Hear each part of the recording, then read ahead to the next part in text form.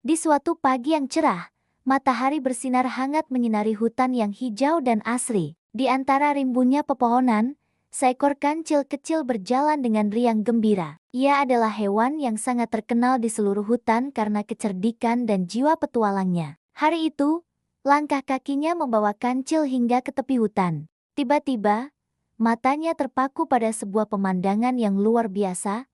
Ladang jagung yang sangat luas dan indah membentang di hadapannya. Jagung-jagung berwarna kuning keemasan itu tampak begitu besar dan pastinya sangat manis. Wah, jagung-jagung itu pasti enak sekali, pikir kancil dalam hati sambil menelan ludahnya. Seketika, otaknya yang cerdik mulai merencanakan sesuatu.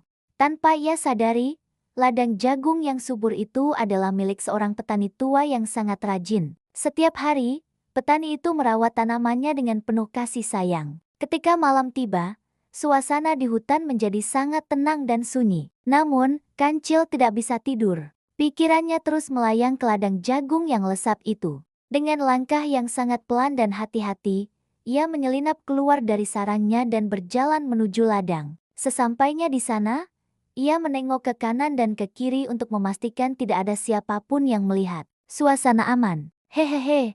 Ini adalah kesempatan emasku, bisiknya pada diri sendiri dengan senyum licik. Tanpa buang waktu, ia mulai memetik 1, 2, lalu 3 jagung. Kancil makan dengan sangat lahap, sambil tersenyum puas karena berhasil mendapatkan makanan enak. Keesokan paginya, petani tua itu datang ke ladangnya dan sangat terkejut. Sebagian jagung kesayangannya telah hilang. Ia melihat ada jejak-jejak kaki kecil di tanah yang basah. Siapa gerangan pencurinya? Kata petani sambil menggaruk kepalanya yang tidak gatal, mencoba berpikir.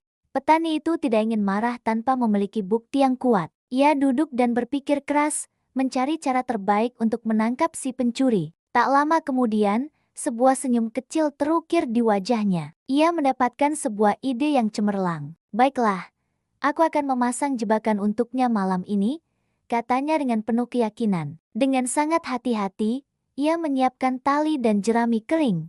Ia memasang jebakan sederhana itu tepat di tengah-tengah ladang jagungnya. Besok pagi, aku pasti akan tahu siapa pelakunya, gumamnya pada diri sendiri. Sore harinya, saat langit berubah warna menjadi jingga keemasan, petani itu memandangi ladangnya sekali lagi. Ia sangat berharap jebakannya akan berhasil. Malam itu, ia pun bisa tidur dengan lebih tenang. Malam berikutnya tiba, dan seperti yang diduga, kancil datang lagi ke ladang jagung. Ia berjalan dengan santai, sambil tersenyum licik membayangkan jagung manis yang akan ia nikmati. Hahaha, petani itu pasti tidak akan pernah tahu kalau akulah pencurinya, katanya dengan sombong. Ia pun mulai memetik jagung lagi tanpa rasa curiga sedikit pun. Namun, tiba-tiba, cekrek, salah satu kakinya tersangkut tali jebakan yang dipasang petani. Aduh! Tolong, lepaskan aku, teriaknya dengan panik.